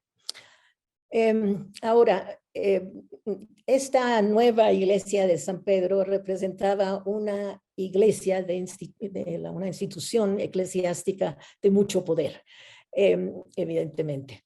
Y eso mismo molestaba a diferentes personas. Entonces había un movimiento en contra de la nueva basílica. La nueva basílica ya iba y se iba a hacer, pero de todos modos, aquí les enseño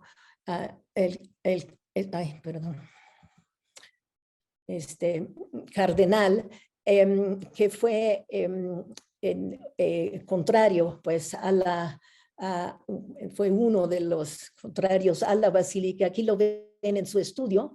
Estas son sus fechas, justamente cuando se estaba haciendo la nueva basílica.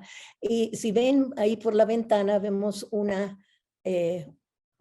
basílica, es decir, ese es su ideal de una iglesia, ¿verdad? Entonces estaba ese problema de la iglesia nueva que iba a costar muchísimo y que había gentes también que estaban en contra de eso.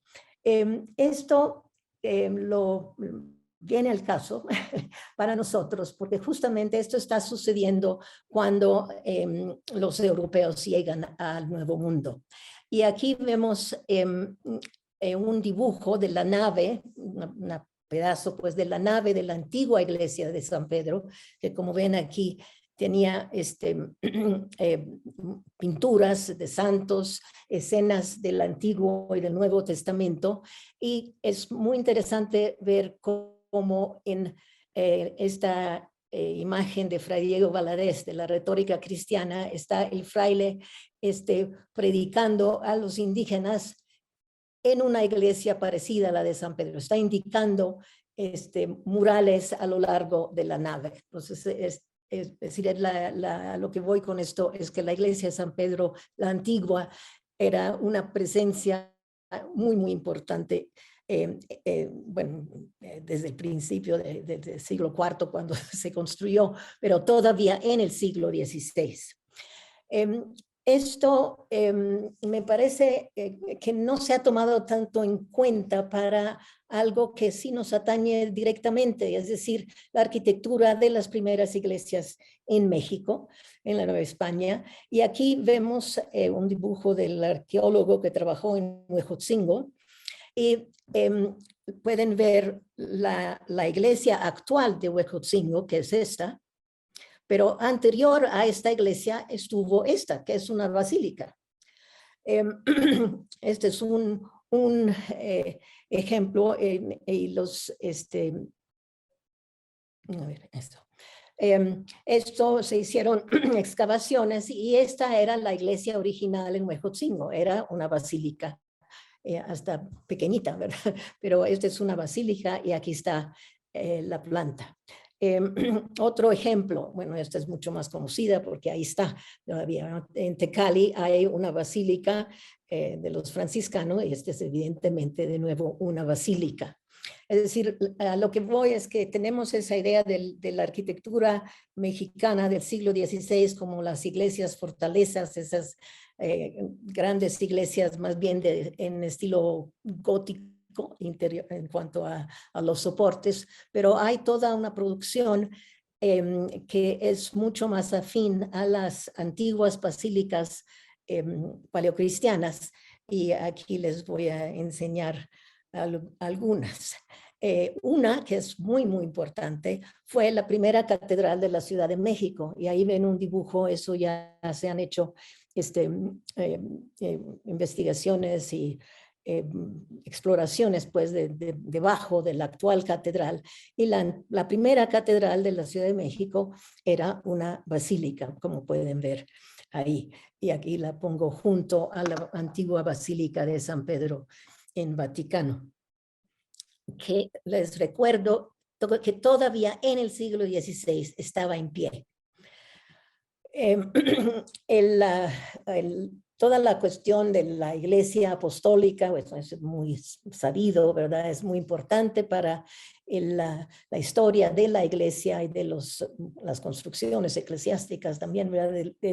De los primeros en la Nueva España. Y aquí vemos que los frailes, bueno, esto lo sabemos, eran 12, bueno, eran 12 por los 12 apóstoles, ese afán de relacionarse con los primeros siglos cristianos. La arquitectura era parte de eso, ¿verdad? La arquitectura. Ahora vamos al norte. Bueno, puse estas fotografías de la Catedral de Durango, porque vienen del texto de Francisco de la Maza, es interesante. interesante eso, pero bueno, la Catedral de Durango es un edificio ya, bueno, más tardío, evidentemente, que las iglesias del siglo XVI, y es en las catedrales, y en relativamente pocas iglesias, en la época, ciertamente la época virreinal temprana, pero bueno, ya hacer una iglesia con bóvedas, como es el caso de la Catedral de Durango y otras iglesias de este tipo, ya es algo que se establece, bueno, que se llega a ser común, digamos, o llega a ser mucho más frecuente, no en el siglo XVI, sino ya en el siglo XVII. Y bueno, en cuanto a la presencia de estas iglesias, bueno, en parte son las iglesias de las diócesis, y bueno, ahí ahora sí vamos al norte, ¿verdad? Como vemos aquí. La única catedral del norte era la Catedral de Durango.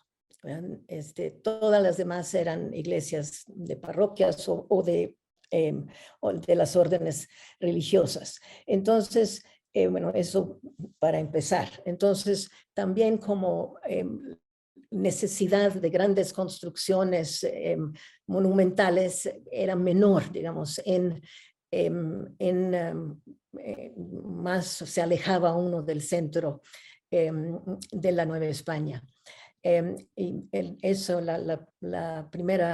primer mapa que les enseñé era de la expansión franciscana, que fue por todo el norte, y estos fueron los jesuitas, que se concentraron más, como sabemos, en el oeste y en la Baja California.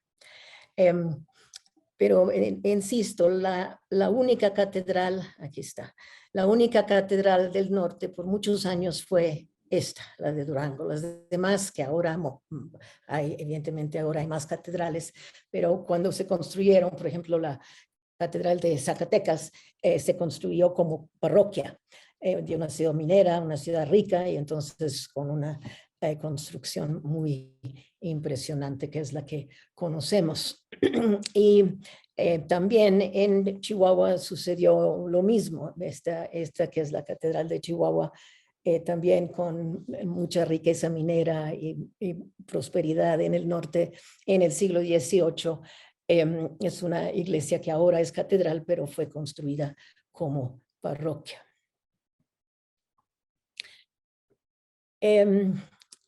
Para ir terminando esto en términos de la basílica, ¿no? ¿Qué sucede con, bueno, todas estas iglesias, aún estas que les acabo de enseñar, de Zacatecas y de Chihuahua, son basílicas en planta, ¿verdad? Pero ahí está esta que es particularmente interesante porque no es una basílica de veras, es decir, es una basílica con columnas, además son columnas de madera. Esta es una misión jesuita en nombre de Jesús Carichí, al oeste ya entrando a la sierra al oeste de Chihuahua. Y aquí hubo un jesuita siciliano, y también conocemos quién fue el arquitecto, Simón de los Santos, que probablemente era de origen portugués, pero es un ejemplo interesante de cómo la basílica, como forma arquitectónica asociada a la iglesia desde los primeros siglos, se va repitiendo, ¿verdad? En algunos casos, como aquí, muy conscientemente. Además, el jesuita aquí era siciliano, entonces conocía la historia de las construcciones eclesiásticas en Europa. Aquí está de nuevo con la planta. Es una iglesia pequeña, pero muy notable, y llegar a la Sierra Tarahumara y encontrarse con esta pequeña basílica que nos remonta pues a una tradición ya de siglos, ¿verdad? En la iglesia. Para terminar, nada más les voy a enseñar unas cuantas iglesias más de esa zona, de las más notables, pero ninguna propiamente es basílica, ¿verdad? Son iglesias con, bueno, aquí ven las dos torres, cúpula en este caso. Esta es una iglesia de los jesuitas también, una iglesia de una misión en Satebó. Y esta es una construcción muy, muy interesante de Bacadehuachi, también es una misión jesuita. Pero con y aquí sí, les confieso que no sé mucho de esta iglesia, pero siempre me llama la atención y siempre pienso, debería de ir ahí a ver bien a bien de qué se trata. Porque pueden ver que tiene, es grande, tiene sus dos torrecillas y cúpula sobre el crucero, pero también tiene esa fachada en curva. Aquí les enseño esta planta con esas subdivisiones interiores que, bueno, la quise poner porque para mí es un edificio que alguien debería de estudiar a fondo. Y es un ejemplo de una basílica, pero ya con un uso probablemente muy, muy de la localidad, y además con un conocimiento en arquitectura bastante notable y con mucha imaginación. Si ven, por ejemplo, acá arriba, cómo terminan las paredes, ¿verdad? Laterales, con estos elementos muy curiosos que amerita más atención este edificio.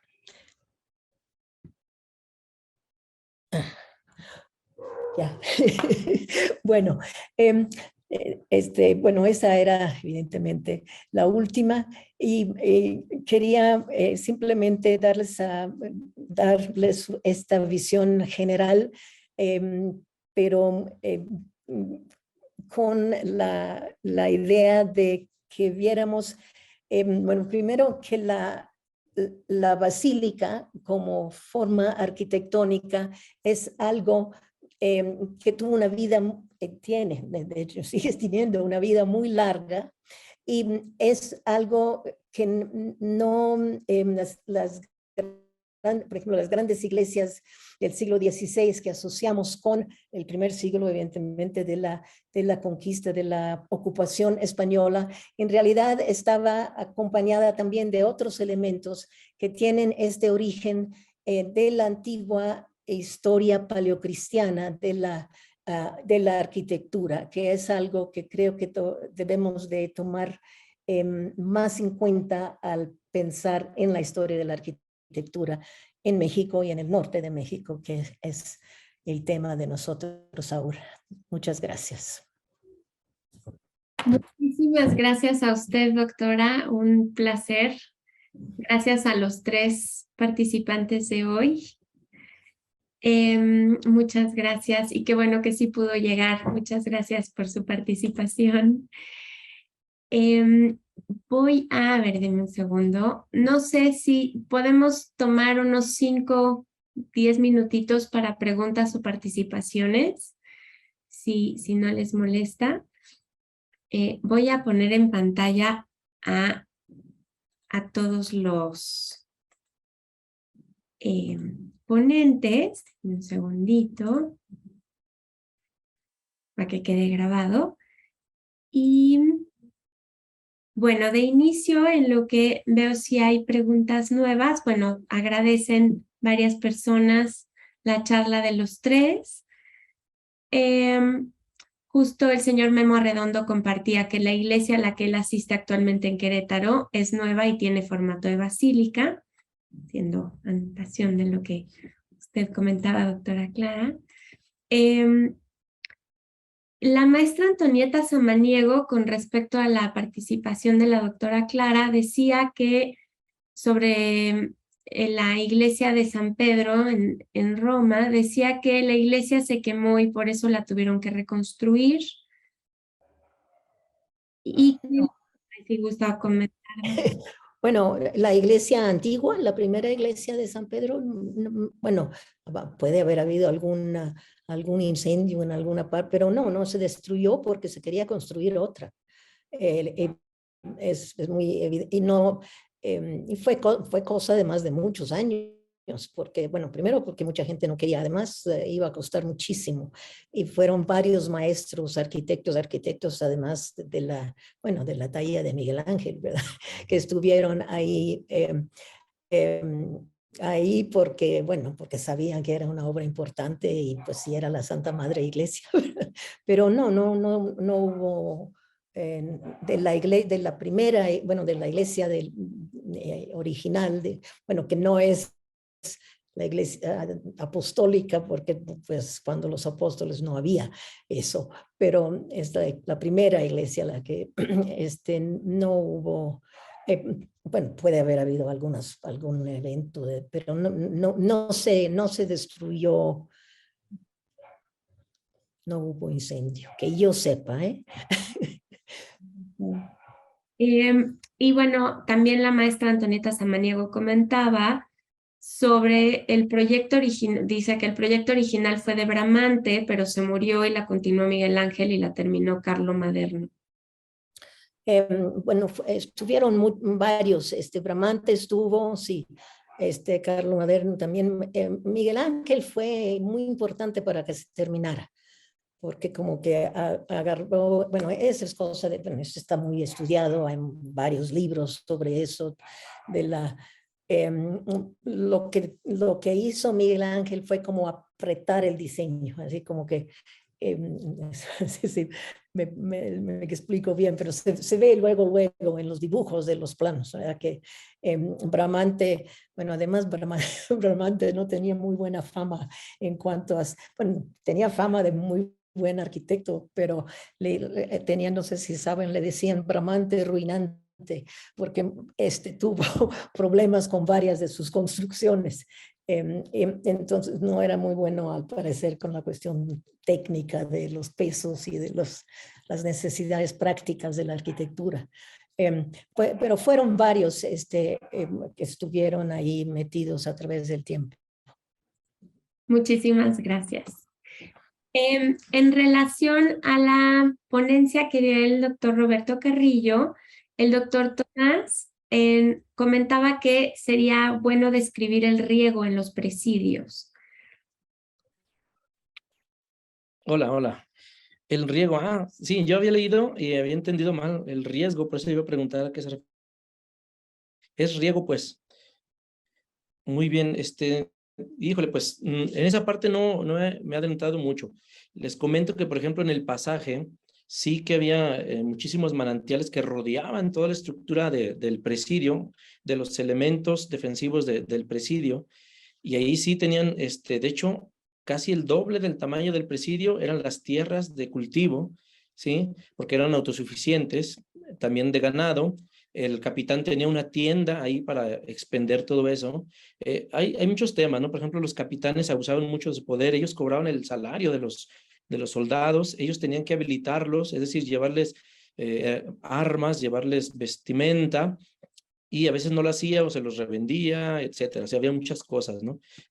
Pero en cuanto al cultivo, también precisamente los utilizaba a los soldados para cultivar las tierras del capitán que estaban adjuntas al presidio. O sea, había tierras para el presidio y tierras para el capitán que eran mucho más amplias y los utilizaban. Entonces, yo creo que incluso va de la mano con la siguiente pregunta que también hizo, ¿no? De la inseguridad, de la seguridad, perdón, si se logró el objetivo, pues ahí tenemos el ejemplo, ¿no? O sea, se ocupaban más a otras cosas a veces. O sea, había tiempos de guerra y había tiempos de paz. Y en tiempos de paz, pues trabajaban con los capitales, ¿no? Pero sí, en la parte de riego, ahí sí no tengo demasiada información. Pero sí, los presidios todos tenían que estar a los costados de los afluentes del líquido vital, ¿no? Y eso era bastante difícil porque en el norte, pues estaban, extremo, era muy árido, ¿no? Muchísimas gracias, doctor Roberto. El doctor Tomás Martínez Saldaña, nuevamente nuestro querido asesor del seminario, que ahí anda, también preguntaba, pero en este caso a la doctora Clara, decía, doctora, ¿las iglesias de Nuevo México tienen alguna estructura de basílica? Bueno, la estructura de basílica es bastante sencilla en cuanto que es fundamentalmente son nave principal, naves laterales y, bueno, ya la techumbre como, bueno, en las basílicas originales era de madera, pues. No, la verdad, ahorita no recuerdo que en Nuevo México, y sí he estado por ahí, pero de basílicas no recuerdo ninguna. Más bien son de una nave las iglesias de Nuevo México. No, tendría que volver a ver el libro de Kubler y otros, ¿verdad?, que hay sobre las iglesias de Nuevo México. Pero no recuerdo que estructuras basilicales, la verdad. Tal vez algunos de ustedes, pero bueno, si saben de una, pues cuenten. Gracias, doctora. El señor Memo Arredondo preguntaba si, bueno, ya comentamos lo de que se había cubierto el objetivo de seguridad, que el doctor Roberto ya contestó, muchas gracias. Sí, adelante, doctor Roberto, adelante. Sí, perdón, solo lo toqué así que se relacionaba con la anterior pregunta, pero sí quería puntualizar en ese sentido. Se cumplió con lo que se tenía, es decir, con lo que se contaba, ¿no? De soldados poco adiestrados, por ejemplo, ya volvemos al tema de los capitanes. Por ejemplo, cada soldado debía tener 10 caballos, debía tener su arma, tener una darga, es decir, un cuchillo, una escopeta, tantas onzas de pólvora, etcétera, ¿no? Y cuando se hacían las revisiones, ¿sí? Pasar revista, pues se encontraba que muchos ni un caballo tenían, otros dos, o se les prestaban las herramientas, no tenían ni vestuario, por ejemplo. Hay muchos casos, de hecho tengo publicaciones sobre que desertaban los soldados. O sea, llevaban una escolta, por ejemplo, de frailes a la misión allá en California y los dejaban ahí a medio camino, ¿no? Porque ni adiestrados estaban, o sea, está tremendo, ¿no? Pero con lo que se contaba, pues, como luego dicen, es lo que hay, es lo que hay, es lo que tenía la Nueva España, y al menos en lo que es la ruta del Camino Real sí se cumplió.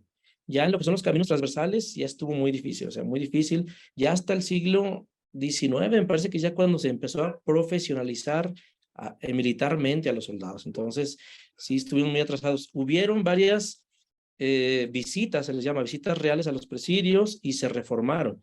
Pero, por ejemplo, acuérdense que comenté que en el siglo XVI se fortaleció Zacatecas, siglo XVII Durango, siglo XVIII Chihuahua. Ahora, cuando ya se pacificaba una región, toda la guarnición de soldados se cambiaban a los nuevos presidios. Entonces, sí se lograba pacificar ciertas regiones, sobre todo en la parte central del Camino Real de Tierra Adentro.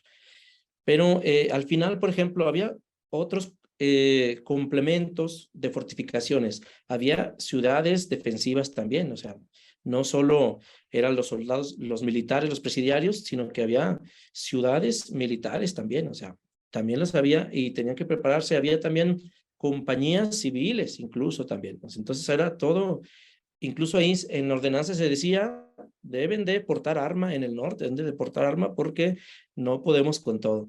Hay muchísimas cosas de qué hablar, pero en cierto término sí se logró el objetivo de brindar seguridad, pero el otro objetivo que yo les comentaba, que es mi propuesta de hecho, los presidios se hicieron para poblar el norte, y ese se cumplió también. Muchísimas gracias, doctor Roberto, y gracias a todos por sus preguntas. La doctora maestra Samaniego le pregunta ahora al maestro Arturo Villarreal.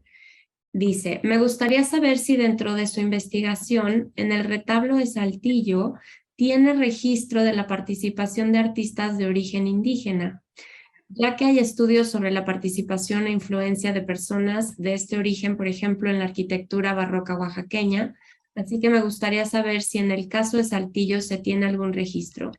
Y muchas gracias, dice. Muchas gracias, Natalia, gracias por la pregunta. No tenemos, lo que estuve analizando es el contrato para construirlo que se hizo por parte del gremio de plateros, creo yo, con Juan García de Castañeda, que ya sabemos que él era el yerno de Felipe de Ureña, que el contrato se hace en Zacatecas y lo más probable es que el retablo se decide en Zacatecas. No tenemos ningún estudio en el caso en particular de los retablos. Por ejemplo, en el caso de Felipe de Ureña, no hay ningún estudio que nos hable de los diferentes oficiales que trabajaran con él. Que te diré, carpinteros, doradores, ensambladores, etcétera, etcétera. No hay un estudio. Ahora, si trasladamos esto al caso de la arquitectura, mucho se ha especulado, sobre todo en el caso de la Catedral de Saltillo, que era la parroquia. Mucho se ha especulado sobre la presencia indígena. Yo creo que aquí hay un grave error porque estas suposiciones se basan en eso, en especulaciones. Creo yo que tanto en el caso de los retablos como en el caso de la arquitectura hay un proyecto y hay un maestro de obra, un alarife, que es el que lleva la correcta ejecución del diseño. No vas a permitir que cualquier oficial, un escultor, llegue y diga, ahora voy a hacer esta figurita pues porque se me antoja y me recuerda a Quetzalcóatl. Hay un rigor en el control de la obra arquitectónica, como la hay ahorita. Tú no vas a permitir que alguien llegue y comience a decir, sí, tú decóralo como quieras. Los diseños están previamente autorizados por la iglesia, por los quienes están financiando y demás. También hay graves errores de apreciación. De repente aparecen unas figuritas con plumas en la cabeza.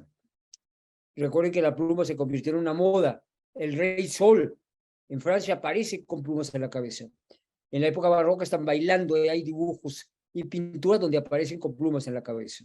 Entonces no podemos, es muy difícil llegar a una conclusión a menos que se estudie la nómina de los trabajadores. Creo que en el caso de Santo Cristo hay una nómina de trabajadores, pero habría que cotejarla con los libros sacramentales que tendría de funciones, de nacimientos, de bautizos, mejor dicho, cotejarlo con el pueblo de San Esteban, que es un pueblo indígena, a un lado. Es una pregunta muy difícil, pero te puedo concluir que no hay un estudio propiamente sobre la presencia o el trabajo indígena, tanto en la arquitectura como en la retablística barroca. Gracias. Muchísimas gracias, arquitecto. Y gracias a la maestra Antonieta por su pregunta. Rocío de la Garza, que la vamos a tener en nuestras mesas finales sobre gastronomía, ella le pregunta al doctor Carrillo, ¿ha encontrado usted algunas similitudes entre las fortalezas construidas en los tiempos de Luis XIV en Francia y alguna fortaleza en la Nueva España? Hola, muchas gracias que nada a todos por sus preguntas y sus agradecimientos. Sí, de hecho, precisamente ahí estuvo el ingeniero militar Lepreste Boban y fue el que tuvo influencia para hacer cambiar de torreón circular al pentagonal, ¿sí? Que se le llama baluarte. Entonces, de ahí surgió, de Francia, surgieron estas nuevas fortalezas que se trasladaron acá a México.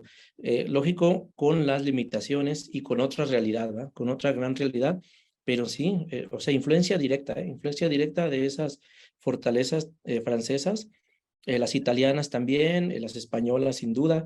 Entonces sí, por supuesto que sí. Muchísimas gracias. Gracias a todos por sus lindos comentarios. Todos agradecen a los tres participantes.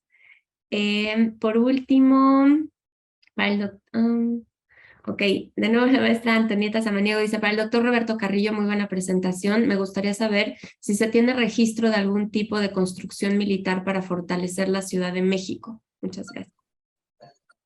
Ok, yo no he sabido, pero la verdad es que también no he estado haciendo muchas investigaciones en esa parte del Camino Real de Tierra Adentro, de México a Zacatecas.